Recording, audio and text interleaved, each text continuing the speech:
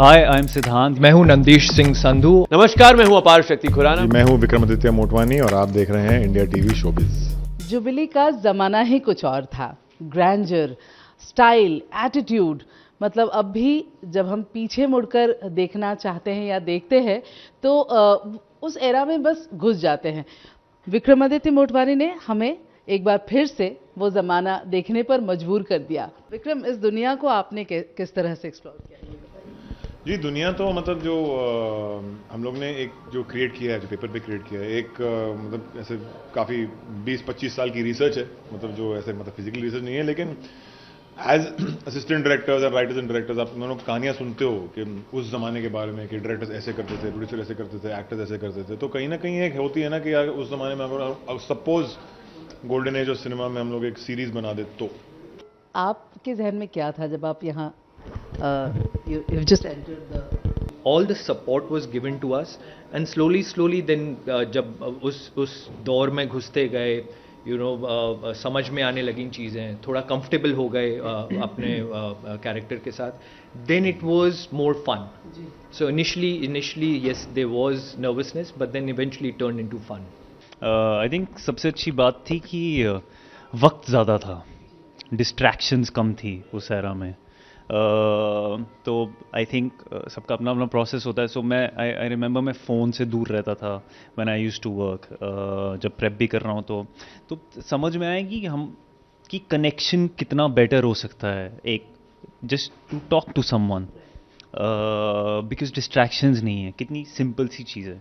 छीन कर अपनी जगह बनाने की अगर बात की जाती है तो व्हाट इज़ द आइडिया? जी, ये सिर्फ फिल्म का डायलॉग है। मेरी लाइफ में कदापि इसका कोई इंपॉर्टेंस नहीं है, because I am not that guy at all.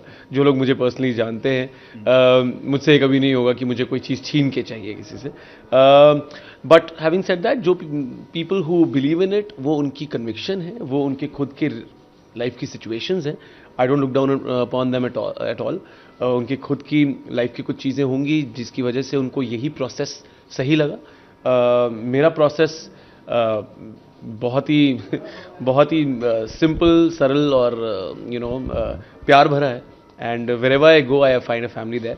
And या कुछ जबरदस्ती कुछ क्या कहते हैं, ऐसे खींचने की जरूरत नहीं है किसी से। मैं उनको because there is enough space in this world for everybody, I think. So किसी भी प्रोफेशन में आप जाएं, चाहे आप लीगल प्रोफेशन में हैं, चाहे आप आर्किटेक्ट हैं, चाहे आप एक्टर हैं, चाहे आप कुछ भी हैं, there is enough space in this world for everybody. तो इसलिए छीनने का और ऐसे कुछ जोर जबरदस्ती करने का मतलब ही नहीं है। Absolutely not. ऐसी फिल्म है जो कभी भी मन करता है कि ये फिल्म, मतलब whenever you can just go with that? जी, अगर आप स्पेसिफिकली उस एरा की बात कर रहे हैं जहां हम शूट कर रहे थे, तो मे बी उस एरा में देवानंद साहब की फिल्में मैंने बहुत सारी देखी। अभी सर जूल थीफ की बात कर रहे थे। और मेरे जो दादी हैं वो देवानंद साहब, दिलीप कुमार साहब और राज कपूर साहब की बहुत बड़ी फ़ैन थी, तो उनकी मैंने फिल्में उस टाइम में देखी। लेकिन अगर आप मेरी जब मैं पैदा हुआ और उसके बाद से मैंने जितनी फिल्में ज़्यादा देखनी शुरू करी और एंजॉय करी, I think for me, because I have always been a sports person at heart, तो Jo Jeeta Wohi Sikandar is my all time favourite film. बाबूजी शब्द बहुत इस्तेमाल किया जाता था ना उस वक्त गानों में, तो कौन सा ऐसा गाना जो बहुत ज़्यादा फेमस हुआ है? बाबूजी भोले भाले दुनिया फरेबी है जी ना जरा। इन्होंने गाने दिए नहीं ना हमें 1 साल तक। प्रॉब्लम ये है, मैं मानता रह गया। 10 गाने हैं में, 12 गाने हैं। मेरा लिरिक्स का प्रॉब्लम है। 12 गानों में कौन सा गाना आपके हिस्से? जी, 3-4 गाने हैं। उड़न खटोला मेरा बहुत ज़्यादा फेवरेट है। आई थिंक वो उसकी एक रिदम है जो बहुत ज़्यादा कनेक्ट करती है आपके साथ। या कौन से ऐसे जुबली स्टार हैं जिन्हें आप आइडलाइज करते हो? बहुत सारे, मतलब I don't have any particular person और actors. I just the kind of person I am. मैं हमेशा ट्राई करता हूँ कि मैं थोड़ा सब जगह से पिकअप कर लूँ, बिकॉज आई बिलीव कि एक इंसान को आइडलाइज करो या एक इंसान को ज़्यादा फॉलो करो, then you tend to somewhere get influenced by their kind of acting or their dialogue delivery or their mannerisms.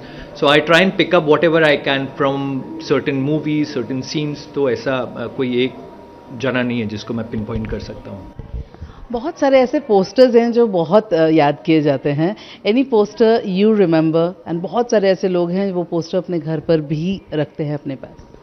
मेरे पास एक्चुअली जब नवकेतन स्टूडियोज हुआ करता था, जो आनंद स्टूडियोज, जब when it was closing down, वहाँ पे अभी आगे बिल्डिंग बन चुका है, तो हम लोग, जब मैं असिस्टेंट डायरेक्टर था, हम लोग वहाँ पे बहुत डबिंग करते थे, मिक्सिंग करते थे. तो वहाँ पे एक मैनेजर थे, नागपाल साहब. तो जब बंद होने के पहले मैं नागपाल साहब से पूछा, सर वहाँ पे देवानंद के हर पोस्टर लगे रहते थे. तो नागपाल साहब से पूछा मैंने एक बार कि सर कुछ है पोस्टर जो मैं लेके जा सकता हूँ? तो नो तो ही वेंट ऊपर गोडाउन से निकाल के got me 2 posters. One is for guide and one is तेरे घर के सामने. क्या बात है, So I have both these posters lying with me. Super. कौन सा पोस्टर घर लेके जाओ? मैं ये हमारा जुबली ये कैसा सवाल, असली प्रमोशन. कैसा सवाल. नहीं, बहुत अच्छे पोस्टर्स हैं हमारे. Not so subtle indication.